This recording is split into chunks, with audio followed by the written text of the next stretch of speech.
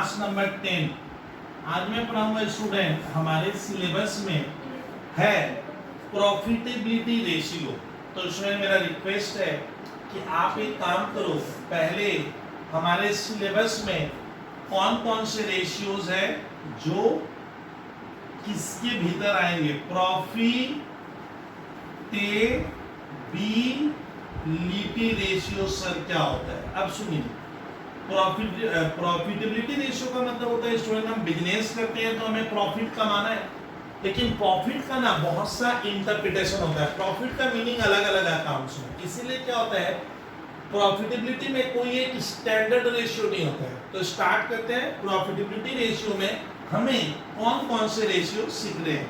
तो नंबर 1 एकदम आप लिखिएगा, डेप्थ के साथ बताते जाऊंगा। शुरू के 2 रेशियो बहुत इजी है। ये वर्ड हमारा सर क्लास 11 से सुना हुआ है, gross profit ratio. Gross profit क्या होता है? ग्रॉस प्रॉफिट का मतलब होता है कि हम परचेज और सेल जो काम करते हैं, खरीद कर एक सामान हम बेचते हैं, तो परचेज सेल एक्टिविटी में मैं क्या कमाया वो होता है ग्रॉस प्रॉफिट। बंदा मान लो कोई ग्रॉस प्रॉफिट ही नहीं कमा पा रहा है, इसलिए ना वो परचेज सेल में नहीं कमाता है, तो उसका नेट प्रॉफिट तो आने का ही नहीं है तब। तो ग्रॉस प्रॉफिट सर शुरुआती रुझान है। अगर ये अच्छा है तो हम मानेंगे कि सर कंपनी का प्रॉफिट कमाने की एबिलिटी बेहतर है, तब ना नेट प्रॉफिट आएगा। तो सर ग्रॉस प्रॉफिट रेशियो का इसमें हमारा थोड़ा फॉर्मूला को सुनिए, ये बहुत आसान फॉर्मूला है, वो इसे लर्न नहीं करेगा, लॉजिक के साथ एक्सप्लेन कर दूंगा। Gross profit by revenue from operation. दादा ये रेवेन्यू फ्रॉम ऑपरेशन क्या है? सेल्स। इसको क्या है ना? रेवेन्यू फ्रॉम ऑपरेशन को शायद आप चाहो तो लिख सकते हो और नेट सेल्स। नेट क्यों लिखे? सेल्स रिटर्न लेस करके। अच्छा, इस रेशियो को हम जब भी आंसर आएगा इसको परसेंट में निकालते हैं। तो ग्रॉस प्रॉफिट का फॉर्मूला है gross profit by revenue from operation माने सेल्स इनटू 100। क्यों ऐसा होगा? अब इसमें आता है ऐसा क्या होता है, देखिए इसमें मान लो मैं लिखता हूं, इसमें एक कहानी बना रहा हूं। वेन एक बिजनेसमैन मुझे बोला, बबलू भैया मैं 1000 रुपए का सामान बेचा हूं, तो थोड़ा सुनिए, वेन सेल्स 1000 की हुई है, मान लीजिए तब देन वो कह रहा है मेरा ग्रॉस प्रॉफिट 200 का है। अब आज आप लोग मुझे तर्क करो, डागा तर्क कर कि ये ग्रॉस प्रॉफिट हमारा क्या है, इस सेल्स पे क्या है? डिपेंड है। ये डिपेंड है, डिपेंड माने निर्भर है, क्योंकि अगर गर्ल्स ये बढ़ेगा तब ये बढ़ेगा, और ये अगर क्या होगा घटेगा तो घटेगा। तो जो डिपेंड होता है, जो डिपेंड होगा, जो नंबर डिपेंड होगा वो राइट हैंड साइड में लिखोगे। इसका ना सर क्या होता है, जब मैं ऐसे नहीं कहूंगा 200 रुपया कमाता हूं तब सेल्स 1000 की होती है ना, सेल्स डिपेंड है। कौन डिपेंड है? जीपी। जो डिपेंड होगा वो राइट हैंड साइड में लिखे इधर। तो एक दोस्त मुझे बोल रहा है सर 1000 का बेचा तब 200 कमाया, तो मैं बोला कि तुम अगर 1 रुपए का सामान बेचता तो डागा ज्यादा कमाता ना कम कमाएगा। तो एक में क्या होगा 200 बाई 1000। 200 क्या है स्टूडेंट? जीपी। हाँ 200 जीपी है, और 1000 क्या है? Net sales. इसका फॉर्मूला में क्या होगा? जीपी क्या होगा? ऊपर आएगा, अब भूलना मैं कभी भी नीचे नहीं जाएगा। तो ऊपर क्या रहेगा डागा? GP. Gross profit by sale. अब मैं 100 में क्या कमाया? परसेंट। इसको परसेंट में निकालते हैं, जीपी परसेंट में होगा, और सेल्फ पे तो 200 बाई क्या? 1000 इंटू 100, तो आएगा 20%। यानी कोई अगर स्टूडेंट आपसे कहता है मेरा ग्रॉस प्रॉफिट 20% है, इसका ना वो कहना चाहता है कि मेरा सेल्स अगर 100 रुपए का हुआ है तो जीपी मेरा 20 है। ये 20% किसका होता है? हमेशा सेल्स का लेंगे, अगर कुछ भी नहीं लिखा है तो सेल्स का मानना। तो सर ग्रॉस प्रॉफिट रेशियो का फॉर्मूला बन गया gross profit by net sales into 100।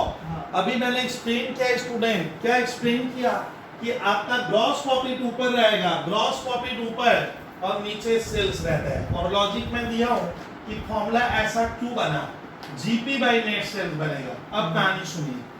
Sir छात्र पूछ रहे हैं कि आगे इसमें आप क्या लिखोगे, तो मैं कुछ काम की चीजें लिखवाऊंगा जो लिखना आपके लिए बहुत जरूरी हो जाता है। पहले होता है सर ग्रॉस प्रॉफिट बराबर क्या होता है।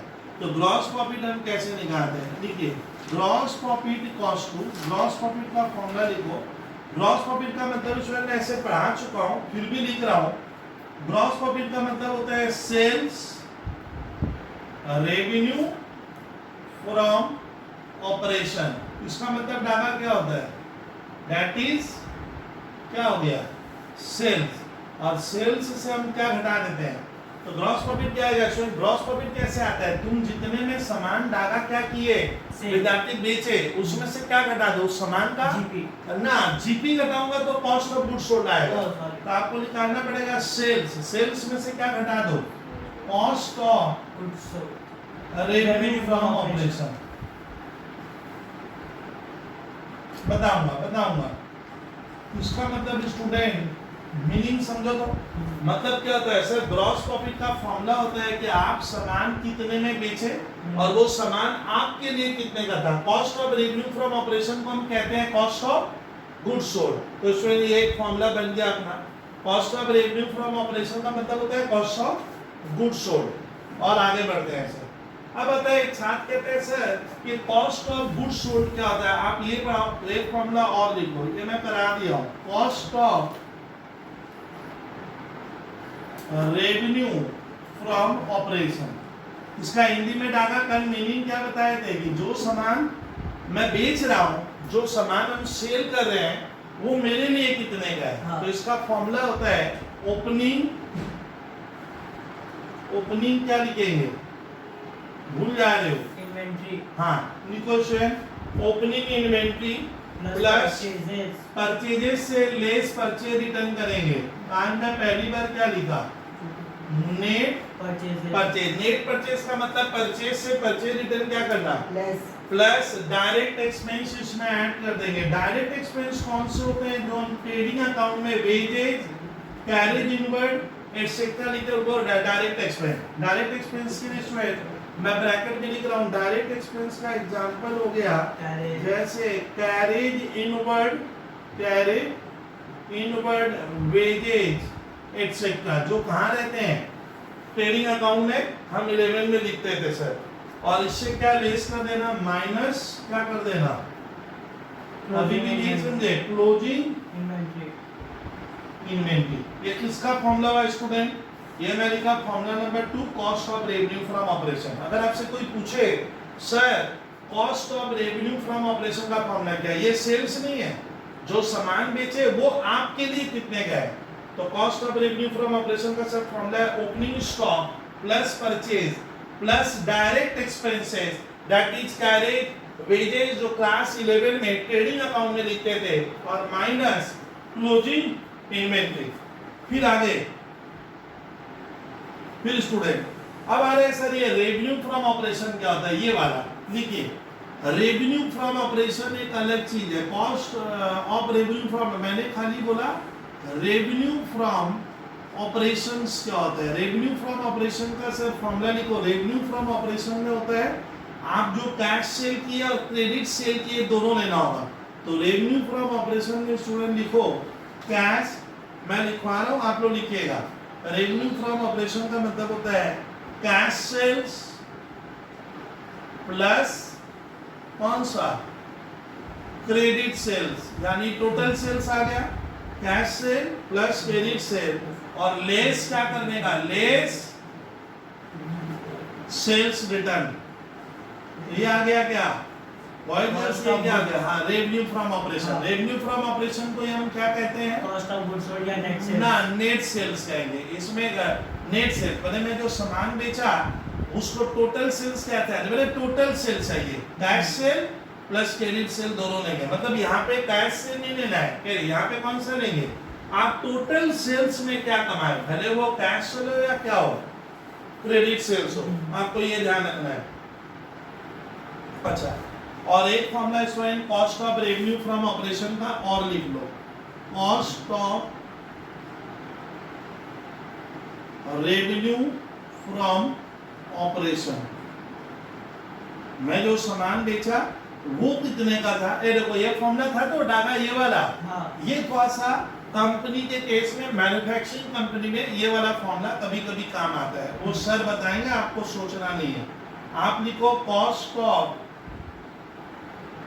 मेटेरियल्स कंज्यूम, उसका मतलब है तेरे फैक्ट्री में कितने रुपए का मेटेरियल्स इस बार क्या हुआ लगा, प्लस आप कोई सीधा कोई सामान खरीदे हो, आप बाजार से खरीद के लाए तो लिखोगे purchase of stock in trade. Purchase मतलब ये देखो यही वाला है, ये देखिए ये वाला नेट परचेज, तो purchase of stock in trade plus मैं बना रहा हूं प्लस चेंजेज इन,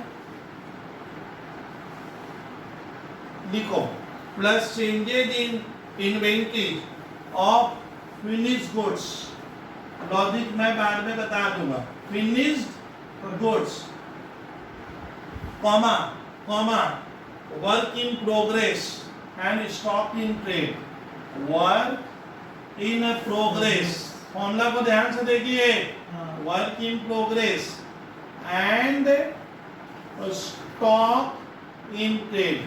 आप ध्यान से देखिए इसमें 3 वर्ड लिखे हैं, ये देखिए चेंजेज इन इन्वेंटरी ऑफ क्या फिनिश गुड्स है, फिनिश गुड्स वर्ड आया, फिर क्या आया इसमें रॉ मटेरियल नहीं आया, लेकिन finish goods work in progress and stock in trade आया, और प्लस जितना डायरेक्ट एक्सपेंस है जैसे कैरेज इनवर्ड वेजेज, ये होता है डायरेक्ट एक्सपेंस का एग्जांपल जो क्लास 11 में ट्रेडिंग है। तो ये फॉर्मूला भी आपको कभी कभी यूज करना पड़ेगा, जो क्वेश्चन में मैं क्लियर कर दूंगा। मोटी बात हमें इतना ध्यान रखना है सर, ग्रॉस प्रॉफिट क्या होता है कि तुम कितने का सामान बेचा और उसमें आप क्या कमाए, परचेज सेल में आप क्या कमा रहे हो, वो डिफरेंस कितना है। ये ग्रॉस प्रॉफिट जितना ज्यादा आएगा तो मैं मानूंगा आपका मोनोपोली है, आप अच्छा प्रॉफिट लाने में क्या कर रहे हो कैपेबल हो, तब आपका नेट प्रॉफिट प्लस आएगा। जिसका शुरुआती वाला ये प्रॉफिट ही बहुत खराब आ रहा है तो नेट प्रॉफिट कहां से लाएगा। तो ग्रॉस प्रॉफिट रेशियो में आपको ये याद रखना है, ऑटोमेटिक बाद बाकी चीजें तुम ठीक ढूंढ लोगे। तो लिख लो सर ग्रॉस प्रॉफिट रेशियो का फॉर्मूला सर ने धीरे धीरे कवर की है, आप लिखिए पहले gross profit ratio, gross profit by net sales into 100 मैं चाहूंगा आप इसे याद रखिए, बाद बाकी चीजें हो जाएगी ऑटोमेटिक। ट्रेडिंग अकाउंट से बहुत बार हमें निकालना पड़ता है। अब आ रहे दूसरा हमारा प्रॉफिटेबिलिटी रेशियो, सर सिलेबस में क्या है, कौन सा दूसरा वाला, दूसरा है सर नेट प्रॉफिट रेशियो। अब सर को मेहनत कम होगी, सर अब मेहनत कम होगी, तो सर प्रॉफिटेबिलिटी रेशियो का हमारे सर आईसी में जो दूसरा रेशियो है या सीबीएसई में या डब्ल्यूबी बोर्ड में, तो सर नेट प्रॉफिट रेशियो का क्या फॉर्मूला है, देखिए नेट प्रॉफिट बाई सेल्स नहीं लिखकर क्या लिखना, बाई रेवेन्यू फ्रॉम ऑपरेशंस, हाँ उसमें ग्रॉस प्रॉफिट लिखे थे, मतलब अब नेट प्रॉफिट तो थोड़ा नेट प्रॉफिट ग्रॉस प्रॉफिट से नॉर्मली क्या होगा कम होगा, क्योंकि नेट प्रॉफिट निकालते समय हमारे बहुत से खर्चे भी क्या होंगे बाद होते हैं। नेट प्रॉफिट मतलब तेरा ओवरऑल प्रॉफिट क्या है, कितना बचा, नेट प्रॉफिट में सारा प्रॉफिट हम ले लेते हैं, मैं जहां से भी कमाया सब आ जाता है। नेट प्रॉफिट ट्रेडिंग वाला ग्रॉस प्रॉफिट नहीं है, ये अलग है। तो net profit by revenue from operation और इनटू 100। चलिए अब एक छात्र को मैं सिखाऊंगा सर ये नेट प्रॉफिट कैसे क्या होता है, थोड़ा सा हमें सिखाते हैं। तो इसके लिए तुम लोग क्लास 12 का क्लास 11 का प्रॉफिट एंड लॉस अकाउंट याद है, तो net profit student net profit का मैं फॉर्मूला बना देता हूं, आप इसको याद रखिएगा, ये काम की चीज है, कोई भी चीज है। नेट प्रॉफिट बराबर जितना हमारा क्या आया ग्रॉस प्रॉफिट वो लीजिएगा, तो लिखिए net profit cost to student gross profit plus other income. ए देखिए मजेदार वर्ड आया, अदर इनकम क्या है सर, अभी हेल्प कर देंगे। अदर इनकम तो आपको लिखना है अदर इनकम जो पीएल में आती है। अदर इनकम का मतलब होता है जैसे बैंक से मुझे इंटरेस्ट मिला, कमीशन रिसीव हुआ, डिविडेंड रिसीव हुआ, याद आ रहा है गर्ल्स केडिया कमीशन रिसीव, ये सब हम लोग कहाँ लिखते हैं पीएल अकाउंट के क्रेडिट का अंदर है। तो ये अदर इनकम में ये वाला नई चीज आ गया। तो ग्रॉस प्रॉफिट में डाला हम अदर इनकम को क्या कर दिए ऐड कर दिए और माइनस क्या लेस कर देना। अच्छा प्रॉफिट एंड लॉस अकाउंट में जो आप खर्चा लिखते हो, आप लोग पीएल में खर्च लिखते हो तो उनको क्या कहा जाता है डायरेक्टली क्या, Indirect. मतलब जितना मेरा ऑफिस का खर्चा है, जितना मेरा सेलिंग का खर्चा है, जितना मेरा एडमिनिस्ट्रेशन का खर्चा है, तो वो सर लिखा है यहाँ पे, सर ने लिखा add indirect expenses and losses. खाली सर की मजेदार मजेदार कहानी को समझना, लॉसेस और माइनस क्या लेस करेंगे, टैक्स भी लेस क्या हो। हमें गवर्नमेंट को अपने मुनाफे का कुछ हिस्सा देना पड़ता है, तो आप नेट प्रॉफिट कौन सा लिए, ये नेट प्रॉफिट टैक्स को डागा देने के बाद, लेने के बाद टैक्स को देना, तो ये नेट प्रॉफिट आफ्टर टैक्स है। यानी मैंने जो नेट प्रॉफिट लिखा है टैक्स देने के बाद, अरे सरकार को टैक्स की व्यवस्था प्रोविजन करने के बाद ये हुआ, यानी गर्ल्स के लिए ये नेट प्रॉफिट आफ्टर टैक्स है। तो नेट प्रॉफिट कैसे आता है, कोई छात्र अगर भूल गया है तो उसमें मेरा रिक्वेस्ट आप क्लास 11 का क्या करने का डागा, PL account है। हाँ, पीएल अकाउंट में पहले क्या लिखेंगे, बाई ग्रॉस प्रॉफिट लिखते हैं, तो वो लिखा। ये देखिए सर ने लिया ग्रॉस प्रॉफिट, अब मैं इधर उधर से जितना भी पैसा कमा रहा हूँ, जितना भी पैसा देखा, कमा, उनको हम लोग क्या नाम दिए, अदर इनकम। अदर इनकम का एग्जांपल है जैसे बैड डेट रिकवरी, जैसे profit on sale of investment, जैसे dividend received, commission received, bank interest received, interest on FD, तो ये भी तो आएगा। अब ये दोनों थोड़ा मात्रा क्या हो गया, बढ़ गया। और इधर आप सारा खर्चा, कौन सा खर्चा, तो मेरा नजर से अकाउंट सुखा दो, ऑफिस का मेंटेन करने का ऑफिस का एक्सपेंस, ऑफिस के बाद डागा आपका सेलिंग का क्या एक्सपेंस, सेलिंग माने बेचने गए उस सामान को तो उसका खर्चा, सेलिंग के बाद कस्टमर के घर में क्या करने का, हाँ पहुंचाने का जो खर्चा लगता है, अरे पहुंचाने का भी खर्चा है, प्रोडक्ट को कस्टमर के घर में पहुंचाना है। जैसे हम लोग इलेक्ट्रिसिटी है, तो इलेक्ट्रिसिटी हमारे घर में इलेक्ट्रिसिटी कंपनी क्या करती है, पहुंचाती है। रास्ते में पोल लगा के आपके घर में बगल में मीटर लगाकर इलेक्ट्रिसिटी पूरा घर के भीतर बोलते हैं, खाली घर का वायरिंग हम कराते हैं, रोड का थोड़ी कराते हैं।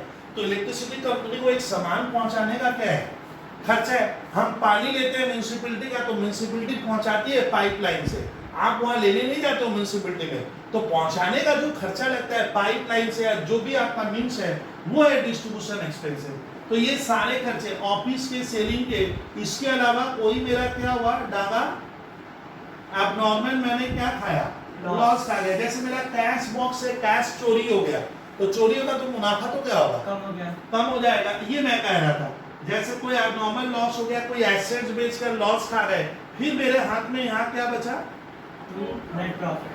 तो यही चीज हुआ नेट प्रॉफिट। लेकिन इसको निकालने के पहले आपको सरकार को, कंपनी को क्या करना है, टैक्स, तो वो टैक्स भी लेस किया है। तो देखिए क्या बना, ग्रॉस प्रॉफिट लिखेंगे, उसमें जो भी अदर इनकम मतलब discount receive, commission receive, profit on sale of assets, profit on sale of investment वगैरह वगैरह, ये अदर इनकम के पार्ट में, या नॉन ऑपरेटिंग इनकम बोल के लिखे। और इधर मेरा ऑफिस मेंटेन करने का खर्चा, फैक्ट्री का क्यों नहीं लिखेंगे, क्योंकि फैक्ट्री का ट्रेडिंग में आता है, फैक्ट्री का ट्रेडिंग में आता है। तो ऑफिस का जितना खर्चा है, ऑफिस का रेंट, ऑफिस का इलेक्ट्रिसिटी, ऑफिस का सर स्टाफ का सैलरी, इन्हीं को कहा जाता है ऑपरेटिंग एक्सपेंस। सेलिंग डिपार्टमेंट का जो खर्चा है वो ऑपरेटिंग एक्सपेंस है।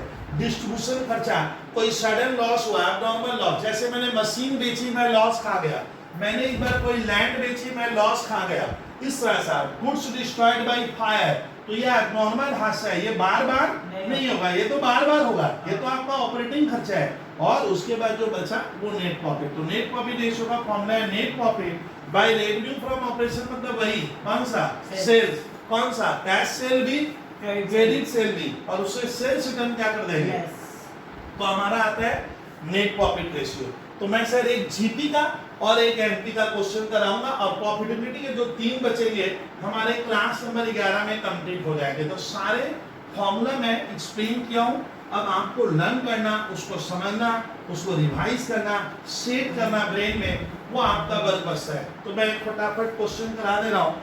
उसमें हमारा क्वेश्चन हो जा रहा है प्रॉफिटेबिलिटी रेशियो का, एक जीपी का एक बहुत ही आसान सा क्वेश्चन का लेते हैं। 82 हाँ सर मिल गया है। क्वेश्चन नंबर जीपी का स्वयं सर करा रहे हैं। जीपी मेरे क्वेश्चन नंबर 85 में दिया हुआ है, 85 का सर ए नंबर कर रहे हैं। तो जीपी रेशियो का सर सवाल नंबर 85 क्वेश्चन नंबर 1। अब आता है पेज क्या है सर, पेज बोल देते सर आप। हाँ मैं पेज बोल रहा हूँ, पेज है 164 185 का ए। अभी 2-2 मिनट के क्वेश्चन है, मैंने मेरे को 2 क्वेश्चन कराने में आपका 5 to 10 मिनट्स कंज्यूम होगा। चलिए सर, क्वेश्चन नंबर लिखा है calculate gross profit ratio, write down the formula GP ratio. Formula देखिए, जीपी बाई सेल्स मत लिखना, तुम लोग को क्या लिखना है, सेल्स की जगह रेवेन्यू फ्रॉम ऑपरेशन, जिसको कहा जाता है नेट सेल्स, इनटू ये रेशियो परसेंट में लाना पड़ता है, तो इनटू 100 करेंगे तो चीज परसेंट में बदल जाएगी।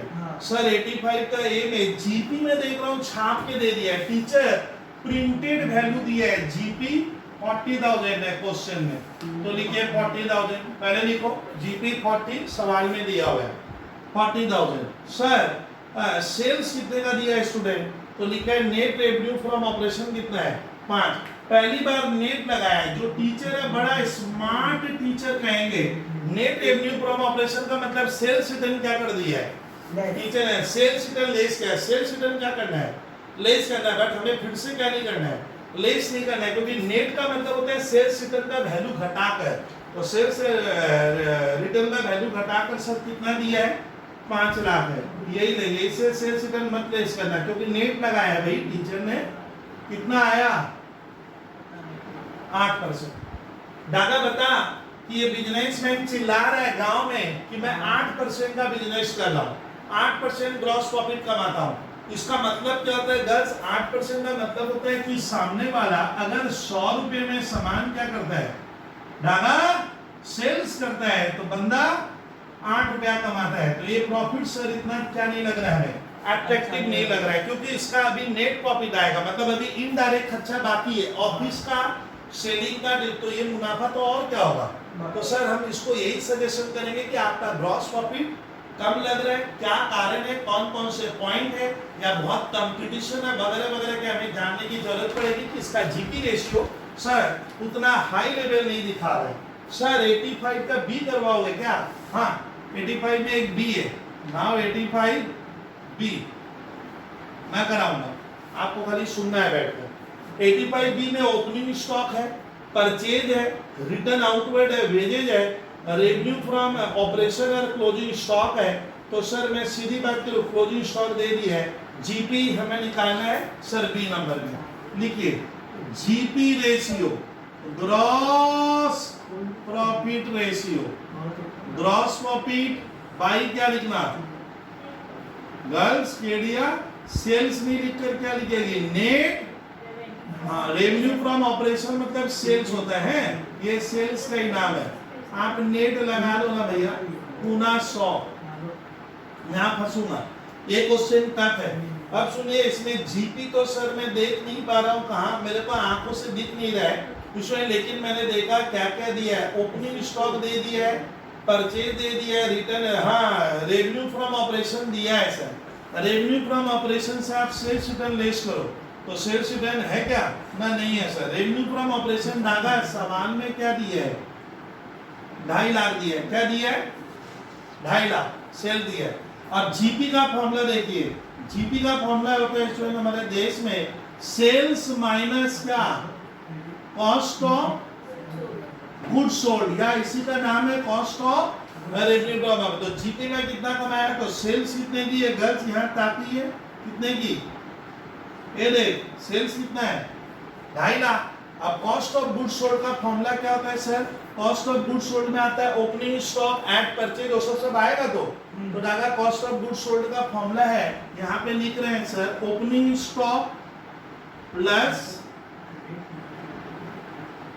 परचेजेस, ये लेंगे और इससे रिटर्न क्या होगा लेस क्या कर देना, परचेजेज में आपको ध्यान रखना है लेस क्या लेना है रिटर्न, फिर कोई डायरेक्ट खर्चा लगा है, हाँ डायरेक्ट खर्चा को यहाँ पे मैंने क्या नाम दिया वेजेज, जो ट्रेडिंग में आता है वेजेज आएगा, वेजेज और माइनस क्या लगाना है क्लोजिंग स्टॉक।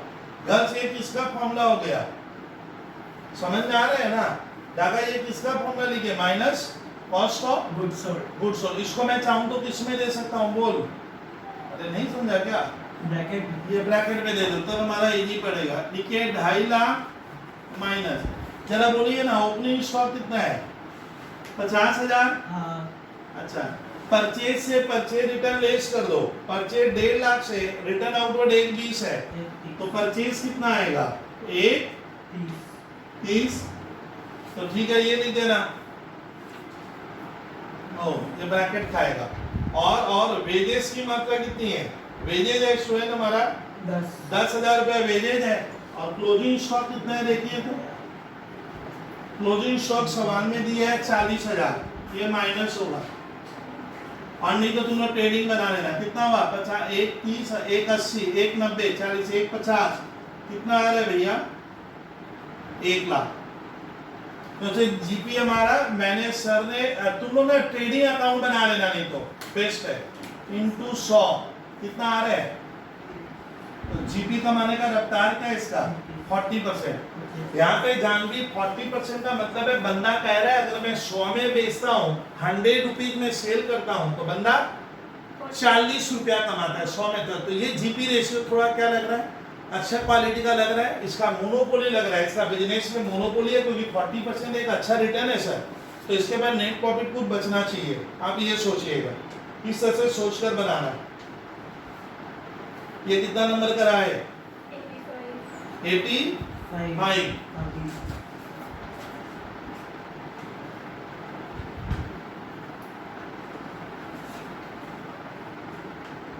सर 86 नंबर उसमें 86 नंबर तुम लोग होमवर्क में दो। कितना नंबर 86 नंबर कृपया आप लोग होमवर्क में दीजिएगा नाउ। तो 86 सर जीपी रेशियो का होमवर्क में दिए 86 नंबर क्वेश्चन होमवर्क में रहेगा। अब गर्ल्स यहाँ ध्यान दीजिए सर इसको वैनिश कर दिए नाउ। मैं 86 दागा होमवर्क में चला गया। अपने एक क्वेश्चन आज और करते हैं प्रॉफिटेबिलिटी का। उसमें 87 नंबर अंकोटा করব আমরা 87 लगाइए आ जाइए सर 87 सुनिए। आपको खाली ज्यादा सुनने का है कैलकुलेट जीपी रेशियो। उसमें जीपी रेशियो का हमारे देश में फॉर्मूला क्या होता है देखिए ग्रॉस प्रॉफिट रेशियो। मजेदार कहानी सीखेंगे इसमें हम लोग। GP by revenue from operation या क्या लिखते हैं डागा नेट सेल्स इनटू 100। अब देखिए तो सर 87 में रेवेन्यू फ्रॉम ऑपरेशन दिया नहीं है। आप कंफ्यूज मत होइए, कंफ्यूज हो जाओगे सर रेवेन्यू फ्रॉम ऑपरेशन नहीं दिया है गर्ल, सेल्स नहीं दिया है। और क्या दिया GP 25% on revenue from operation. अच्छा जीपी रेशियो मुझे निकालना है और दे भी दिया है कितना दादा 25। मैं उसमें नहीं रहा मैं सिखाऊंगा आप खाली सर को सुनिए। अब सेल्स कैसे आता है तो घर से वर्किंग बनाएंगे सर वर्किंग बनाएंगे। दादा सेल्स का फॉर्मूला क्या होता है देखो सेल्स में ये वाला सेल्स का फॉर्मूला होता है वो सामान मेरे लिए क्या जिसको मैं बेचा ना वो मेरे लिए कितने का मेरी लागत क्या है उस सामान की मेरी लागत क्या है उसमें मैं क्या जोड़ूंगा जीपी जोड़ दूंगा तो सेल्स आ जाएगा। सेल्स क्या हो रहा है केडिया तुम बुद्धि लगा केडिया सेल्स का मतलब होता है आप जो सामान बेच रहे हो वो कितने का है आपके। मान लीजिए पेन बब्लू सर के लिए 20 रुपए की है तो मेरा कॉस्ट है 20 और उसमें मैं क्या जोड़ूंगा हाँ प्रॉफिट जोड़ेंगे तो क्या आएगा सेल्स। अब देख इस सवाल का मजेदार कहानी क्या है cost of revenue from operation. जिस टीचर ने सवाल दिया बहुत चून कर दिया है वो ये दिया है दागा क्या दिया है सामान का लागत दिया है 7.5 और जीपी कितना है 25% है तो मालूम है एक बार तुम लोग सुनोगे 25% है तो वो 1/3 हो जाएगा। आपको ये ध्यान रखना है सर अभी सिखाएंगे क्यों किए 25% हमारे देश में। अब यहाँ पे उसमें आप कहीं लिखो वर्किंग नोट में दादा वर्किंग नोट में ये लिख ले 25% ऑन सेल्स जीपी कॉस्ट कितना 25% ऑन सेल्स का मतलब होता है मीन्स 1/,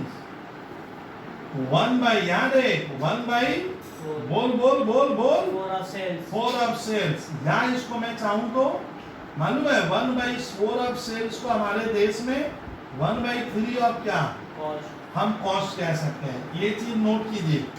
सर आपको ये सब कौन पढ़ा दिया कि ये 1/3 ऑफ कॉस्ट होगा?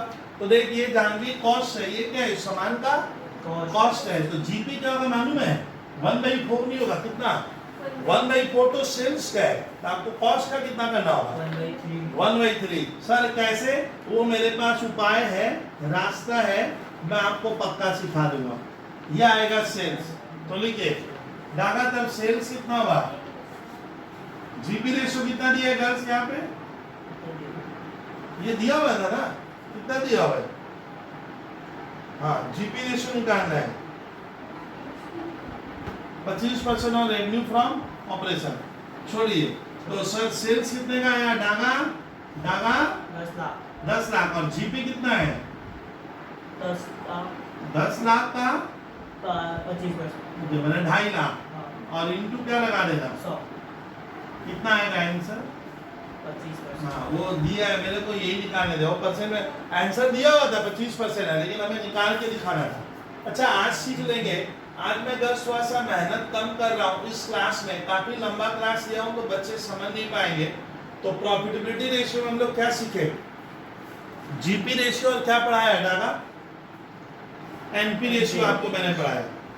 इसमें जानवी कहाँ का दिक्कत हो रही है? जानवी याद ना आज आपको ये ट्रिक्स लिखो, ट्रिक्स ये बहुत काम के कुछ ट्रिक्स मैं सिखाऊंगा। देखिए ट्रिक्स एक कहानी बनाते हैं, आप एकदम कृपया एक एग्जांपल 1 बना रहा हूँ। मान ले बॉयज गर्ल्स हमने एक सामान खरीदा है 100 में, तो कॉस्ट कितना है हमारा? डागा 100 है। हाँ. दादा मेरे को बॉस बोला, बॉस मैंने कंपनी का मालिक बोला ए प्रॉफिट 25 रुपया लेने का है। हाँ.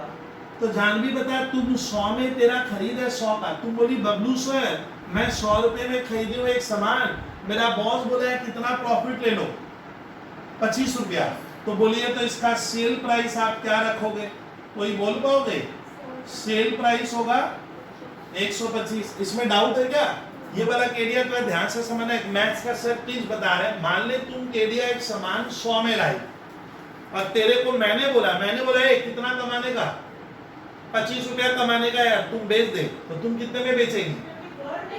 125। अब देख, अब क्या सुन दादा, क्या सुन कि ये जो 25 रुपया कमाए इसको मैं मैथ में ऐसे कह सकता हूँ कि जब क्या बोल जरा, जब मेरा कॉस्ट 100 रुपया 100 है तब 25 रुपया, तब प्रॉफिट 25 रुपया है। हाँ. लिखी दादा मैंने when the cost is 100 then our profit is 25। तो एक पे क्या होगा जानवी सीखी 25/100 माने 1/4 ऑफ कॉस्ट हुआ। देखिए जानवी जब तक समझ में ना आए तब तक, तो जानवी बता ये 25 बॉयज गर्ल्स ये 25 से 100 का कितना हुआ? डागा देख ना थोड़ा कितना है? 1/4. हाँ 1/4 है। यानी अगर आपको 25 रुपया इससे निकालना है इससे, हाँ. तो आप 100 का क्या करो? 1/4. यानी 1/4 ऑफ कॉस्ट। लेकिन मेरे को जानवी उल्टा पढ़ाई, वो बोली बबलू सर आप ऐसे क्यों नहीं पढ़ते हो? जब क्या दादा जब मैं सेल्स क्या कर रहा हूँ 125 में करता हूँ, 125 में करता हूँ तब 125 है। जब मेरा सेल्स 125 है तब जागा, तब मेरा ग्रॉस प्रॉफिट 25 है तो 25। अब एक पे क्या होगा? अब कहानी बना 25/125 मतलब एक 1/5 ऑफ सेल्स। इसका ने डागा ये 25 रुपया। सर ये जो प्रॉफिट का 25 रुपया है, अगर यहां से सोचोगे तो ये क्या इसका क्या है? 1/5 ऑफ सेल्स होता है। इस तरह आज मैंने आज आपको कोशिश की है, मैं अगले क्लास में जी जान लगा दूंगा कि अगर कोई लिखे कि सर हमारा प्रॉफिट देखिए तो हमारा ग्रॉस प्रॉफिट गर्ल्स अगर लिखा हुआ रहता है 1/4 ऑफ कॉस्ट है, इसका मतलब इंप्लाइज का वर्ड आगा कि वो घटना क्या सेल्स का 1/5 होगा। पक्का। ये देखिए 25 एक बार फिर से इस 100 का 1/4 है, हाँ। बट यहाँ से ढूंढने का है तो 1/5। तो सर आप यही टेक्निक लगाए थे? हाँ देखिए, मैं यही टेक्निक लगाया था। मेरे को प्रॉफिट बोला था, डागा क्या प्रॉफिट बोला स्टूडेंट, मुझे याद आ रहा है 1/4 ऑफ सेल्स बोला था इस क्वेश्चन में। यानी प्रॉफिट मेरा क्या था इस क्वेश्चन का? जीपी था स्टूडेंट, 1/4 ऑफ सेल्स था। ओ सर समय दे रहा हूं है, अगर 1/4 ऑफ सेल्स है तो वो कॉस्ट का क्या होगा? 1/3 होगा। अब समान का मुझे कॉस्ट दिया हुआ था, इसीलिए मैंने यहाँ पे 1/4 नहीं लिखकर क्या लिखा, और मैंने टीचर को लिखा मैं ये क्लास 11 में सीखा हूँ। ये देखिए नोट में लिखा था कि 25% ऑन सेल्स मींस होता है 1/4 ऑफ सेल्स। अगर कॉस्ट से निकालेंगे तो वो चीज 1/3 होती है। 1/3 करेगी तो वही आएगा, लेकिन आपको किससे करना होगा? कॉस्ट का करना होगा। मैंने इधर वाले का, देख इधर वाले का करेंगे तो 1/4 करने का, और यहाँ से निकालने का तो 1/5 करने का। तो जो चीज यहाँ की 1/5 होगी वो यहाँ की 1/4 होती है। सर यहाँ का 1/3 सुनते आप, यहाँ का 1/4 होगा, यहाँ का 1/2, वहाँ का 1/3 होगा, यहाँ का 1/6, वहाँ का 1/7 होगा। ये हम लोग अगले क्लास में बहस रखेंगे, प्रॉपर्टी मैंने और ज्यादा डिटेल में ले लूंगा। तो ये क्वेश्चन मैंने कराया, बहुत अच्छा क्वेश्चन था, टेक्निकल है ये। चलिए ट्यूशन क्लास देखने के लिए थैंक्स। 10वीं क्लास हुई और 11वीं और 12वीं में हम लोग पूरे सर रेशियो जितने भी है मैं कर दिया। सुनिए मेरा बात को पहले, 11-12 में मैं पूरा रेशियो करा के 13 नंबर होल रिवीजन सारे एक दिन 13 नंबर क्लास में मैं सारे फॉर्मूला लिख के सर 1.5 घंटा ले लूंगा, और 14 से हम लोग का सर 18-19 तक अब चलता रहेगा। बीच में मैं रिटायरमेंट कंप्लीट करा दूंगा एकदम इसी तरह से। चलिए